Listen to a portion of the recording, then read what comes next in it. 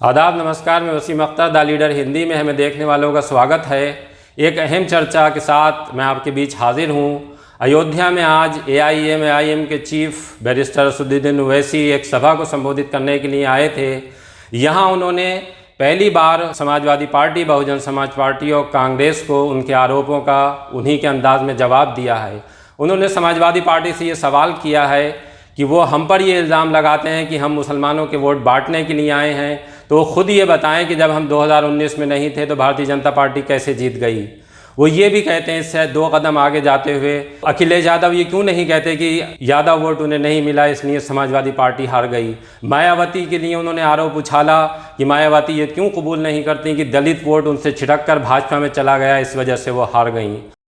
भीड़ से रेस्पॉन्स मिलने के बीच असदुद्दीन ओवैसी ने ये साफ कह दिया कि हार का ठीकरा मुसलमानों पर ये सेकुलर दल क्यों फोड़ते हैं। मुसलमानों से उन्होंने सवाल किया कि क्या मुसलमान इन दलों के ग़ुलाम हैं? तब मुसलमानों के बीच से उठने वाली आवाज़ तेज़ हो जाती है, आवाज़ आती है कि नहीं।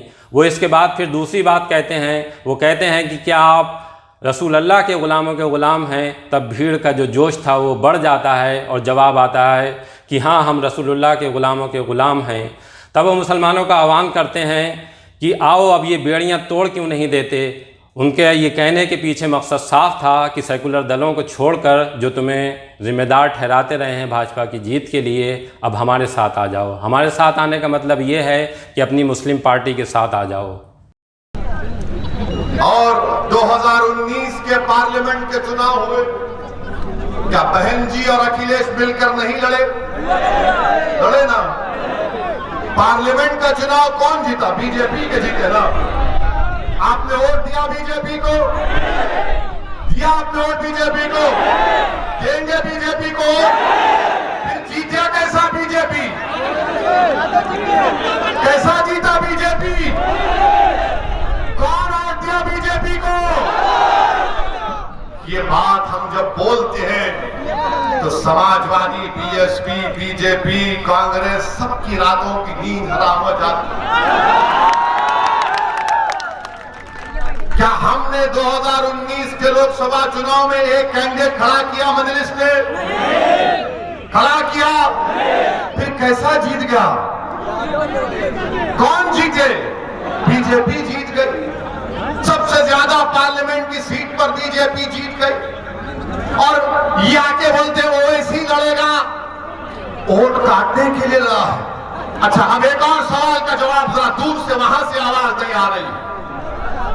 अब इस सवाल का जवाब आप लोग देंगे। क्या तुमने कभी सुना कि हमारे हिंदू भाइयों ने अगर बीजेपी को वोट दिया तो क्या अखिलेश ने कहा कि हिंदू वोट डिवाइड होगा इसलिए मैं हार गया? तुमने सुना कभी? क्या तुमने कभी सुना कि बहुजन समाज के नेता ने कहा कि हमको हमारे दलित समाज ने वोट नहीं दिया तो बीजेपी जीत गई? आपने सुना? इनकी क्या मजाल कि मुझे कहते हैं कि मुसलमान का वोट नहीं मिलेगा तो बीजेपी जीत जाएगी। क्या मुसलमान तुम्हारा कैदी है? क्या तुम उनके गुलाम हो? क्या तुम बहादुर हो? क्या तुम मर्द मुजाहिद हो? क्या तुम मोमिन हो? क्या तुम रसूलुल्लाह के गुलामों के गुलाम हो?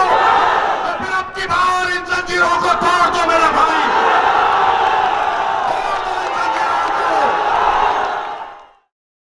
बैरिस्टर असदुद्दीन ओवैसी के अयोध्या में इस तकरीर के बाद साफ हो गया है कि यूपी का चुनाव किस तरह दिलचस्प होने जा रहा है। ख़ास तौर से मुस्लिम वोटों को लेकर जो लड़ाई है वो बहुत ही कांटे की होगी। असदुद्दीन ओवैसी अपनी बात कहकर निकल गए हैं। समाजवादी, बहुजन समाज पार्टी और कांग्रेस को कटघरे में खड़ा कर दिया है उन्होंने।